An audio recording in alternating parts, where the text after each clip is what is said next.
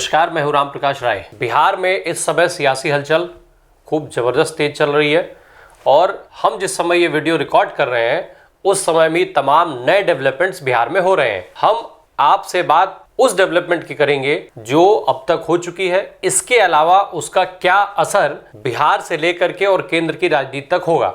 नीतीश कुमार की party Janata Dal you JDU की एक तरफ बैठक चल रही है, दूसरी तरफ आरजेडी की बैठक चल रही है। नीतीश कुमार की बैठक उनके मुख्यमंत्री आवास पर उनके जो तमाम विधायक और सांसद हैं उनके साथ बैठक हो रही है। उधर आरजेडी ने अपने विधायकों की बैठक राबड़ी देवी के आवास पर बुलाई हुई है। ये जो बैठक है इसमें अभी जेडीयू के विधायक और सांसद दोनों शामिल है, फिर एक बैठक दूसरी भी होगी जिसमें केवल जेडीयू के विधायक शामिल होंगे। उधर नीतीश कुमार ने राज्यपाल से मिलने का समय मांग लिया है। माना जा रहा था कि उनकी जल्दी राज्यपाल से मुलाकात भी होगी। मुलाकात के बाद कुछ और भी नए डेवलपमेंट निकल करके सामने आएंगे। खबर यह भी है कि अमित शाह और नीतीश कुमार की बातचीत हुई है, फोन पर 6-7 मिनट लंबी करीब ये बातचीत हुई है। हालांकि इस बातचीत का जो क्या मुद्दा था वो निकल करके सामने नहीं आया है। अब ये जो राजनीतिक हालात हैं वो लगातार तेजी से बदल रहे हैं।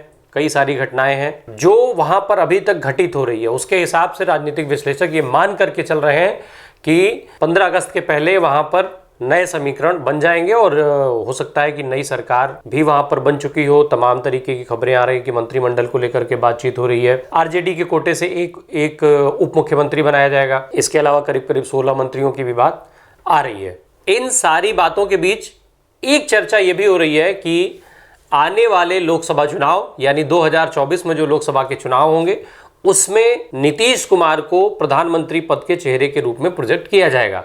अब उसके क्या समीकरण बनेंगे, क्या हालात बनेंगे, वो अलग अलग अनुमान लगाए जा रहे हैं अलग अलग विश्लेषकों की तरफ से, या अलग अलग तमाम जो खबरों के माध्यम है उसके माध्यम से अलग अलग चीजें आप तक पहुंच रही हैं। अभी तक ये माना जा रहा है कि नीतीश कुमार के अब इस नए गठबंधन में शामिल होने का या जो ये नया गठबंधन बना रहे हैं उसका मेन उद्देश्य ही यही है कि जो भारतीय जनता पार्टी के साथ नीतीश कुमार को काम करने में परेशानी हो रही है, नीतीश कुमार जिस फ्री हैंड को खोज रहे हैं वो नहीं मिल पा रहा है और इसीलिए वो वहां से अलग हो रहे हैं। हालांकि एक बड़ा कारण इसके आरसीपी सिंह भी हैं।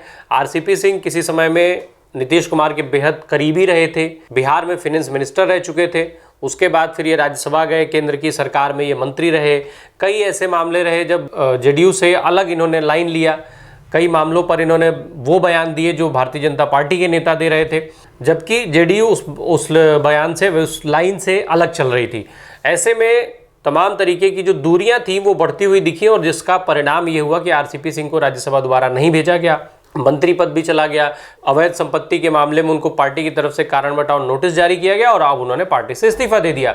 इसके बाद उन्होंने कई बयान भी दिए, ये हम आपको पहले वीडियो में बता चुके हैं। आरसीपी सिंह के हिसाब किताब में, चूंकि आरसीपी सिंह बिहार के फाइनेंस मिनिस्टर रहे हैं, तो ये यहाँ के सारे जितने भी, चाहे वो पॉजिटिव चीजें हो या नेगेटिव चीजें हो, अगर कोई झोलझाल है तो उन सब चीजों की जानकारी अब तक इनके माध्यम से दिल्ली पहुंच चुकी होगी।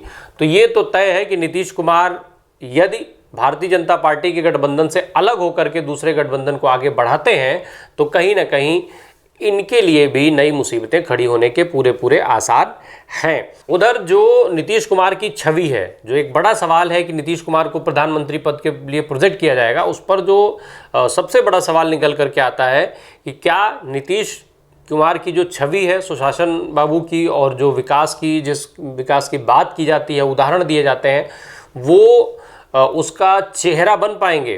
क्योंकि अभी ऐसे तमाम कारण ऐसे हैं जिनको लेकर के सवाल उठते रहे हैं।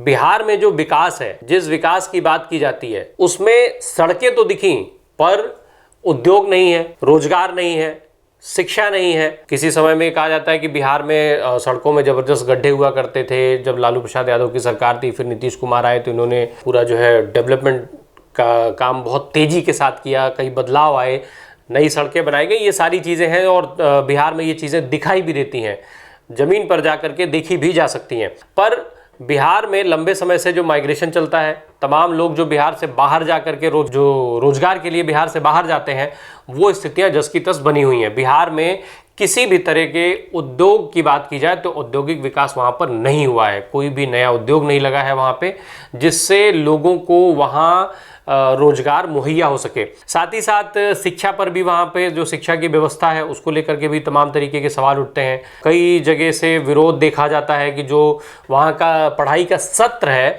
वो जो है स्नातक स्तर पर और परा स्नातक स्तर पर 2-2 साल 3-3 साल तक पीछे हो जाता है। तो ये जो चीज़ें हैं ये कई बार अपने आप में बड़ा सवाल निकल करके सामने आ जाता है। इसके अलावा स्वास्थ्य का एक जो मुद्दा है वो उस मुद्दे पर भी नीतीश कुमार की सरकार अक्सर घिरी रहती है। तमाम तरीके की खामियां वहाँ से निकल करके सामने आती हैं। ऐसे में अगर हम इन खामियों की बात करें तो एक बड़ा सवाल निकल करके आता है कि क्या नीतीश सुशासन और विकास का चेहरा बन पाएंगे। यदि ऐसा नहीं हो पाता है जिस तरीके जो ये सवाल साबित करते हैं तो फिर उन्हें प्रधानमंत्री पद के चेहरे के रूप में प्रोजेक्ट करना जो विपक्षी दल हैं, जो भी दल एक साथ आकर के उनको करते हैं, उनके लिए कितना लाभदायक होगा, कितनी जनता उनके नाम पर एक साथ जुड़ पाएगी और क्या मोदी जैसे बड़े ब्रांड के साथ उनका जो उनकी कंपैरिजन है वो हो पाएगी, उस मुकाबले में क्या वो उतर पाएंगे। इसके अलावा जो समीकरण की बात होती है, अभी जो बिहार में हालात हैं वो भी हम एक बार आपको बता देते हैं। जो अभी अगर गठबंधन बदलता है तो उस परिस्थिति में क्या निकल करके आएगा। आरजेडी के पास बिहार में 79 सीटें हैं, वहीं कांग्रेस के पास 19 सीटें हैं, लेफ्ट के पास 16 हैं और 1 सीट निर्दल के पास है। अगर इस सीटों में 45 सीटें जो जेडीयू की हैं वो जोड़ दी जाती हैं तो यह आंकड़ा 160 पर पहुंचता है। इसके अलावा जो जीतन राम मांझी की पार्टी है हम, उसके भी 4 विधायक हैं, अगर वो भी समर्थन दे देते हैं तो ये आंकड़ा 164 पे पहुंच जाता है। उधर भारतीय जनता पार्टी के पास 77 विधायक बचते हैं। इसके अलावा 1 विधायक बच जाता है एआईएम का। तो ये जो समीकरण है वो पूरी तरीके से नीतीश कुमार के पक्ष में है कि नीतीश कुमार अगर जब इधर है तो आंकड़ा इधर है, अगर नीतीश कुमार स्विच कर जाते हैं तो वो आंकड़ा उधर शिफ्ट हो जाएगा। कारण ये कि भाई कांग्रेस पहले ही ये बात कह चुकी है कि हम नीतीश कुमार का समर्थन करेंगे। आरजेडी के साथ वो जा ही रही है। आरजेडी की जो बैठक राबड़ी देवी के आवास पर है उसमें वाम दलों के साथ साथ कांग्रेस के विधायकों को भी बुलाया गया है। दूसरी तरफ जो जातीय समीकरण की बात हो रही है जिसको लेकर के केंद्र तक इनको पहुंचा दिया जा रहा है नीतीश कुमार को, वो जो समीकरण है बिहार में अगर हम देखें तो जो नीतीश कुमार की जाति है कुर्मी, वो 4% वोटर्स हैं। इसके अलावा जो यादव वोटर्स हैं वो करीब 14 से 15% के बीच माने जाते हैं। इसके अलावा जो वहाँ पे मुस्लिम वोटर्स हैं उनकी संख्या मजबूत है, 17% मुस्लिम वोट है जो कभी भी भारतीय जनता पार्टी के साथ नहीं जुड़ेंगे। ऐसे में जो ये वोट बैंक है भाई, जो यादव वोट है वो तय है कि आरजेडी के साथ जाएगा। कुर्मी वोट अगर आरजेडी और जेडीयू का गठबंधन हो जाता है तो वो 4% कुर्मी वोट भी उस गठबंधन के पाले में रहेगा और फिर मुस्लिम वोट, यानी ये जो वोटों का आंकड़ा होता है वो एक बड़ा नंबर सामने आता है। वहीं जो बाकी जो सवर्ण वोटर जिनको भारतीय जनता पार्टी अभी अपना परंपरागत वोटर मानती है उनको हम जोड़ेंगे अगर जातियों को तो वो लगभग 21-22% वोटर्स होते हैं। तो इसके कंपैरिजन में ये एक बड़ा आंकड़ा है जो पीछे लोकसभा चुनाव में इसका असर दिखा भी था। बिहार में जिस तरीके से भारतीय जनता पार्टी वहाँ पर जीत दर्ज करना चाहती थी वो वहाँ पे संभव नहीं हो पाया था। ऐसे में अब देखना होगा कि क्या नीतीश कुमार को अभी जो बात हो रही है कि उन्हें प्रधानमंत्री पद के चेहरे के लिए प्रोजेक्ट किया जाएगा उसमें कितनी सच्चाई होती है। उसके अलावा जो ये नया गठबंधन आता है उससे क्या नए राजनीतिक समीकरण निकल करके सामने आते हैं और बिहार के साथ साथ आने वाली जो लोकसभा चुनाव है, फिर 2025 में विधानसभा का चुनाव है बिहार में, उसको ये नया गठबंधन कितना प्रभावित कर पाएगा और कितना असरदार होगा। चूँकि नीतीश कुमार इसके पहले भी 2 बार अपने गठबंधन छोड़ चुके हैं। 2013 में भारतीय जनता पार्टी से अलग हो गए थे, फिर 2017 में आरजेडी से अलग होकर के इन्होंने अपनी सरकार बनाई थी। बहरहाल लंबे समय से, पीछे करीब 17 सालों से ये सत्ता में है। अब आगे ये सत्ता में खुद बने रहते हैं या कोई और चेहरा आता है, ये हमें आने वाले समय में पता चल जाएगा, क्योंकि जो घटनाक्रम है वो तेज़ी से बदल रहा है। बने रहिए हमारे साथ, हम नए घटनाक्रमों के साथ आप तक पहुँचते रहेंगे। धन्यवाद।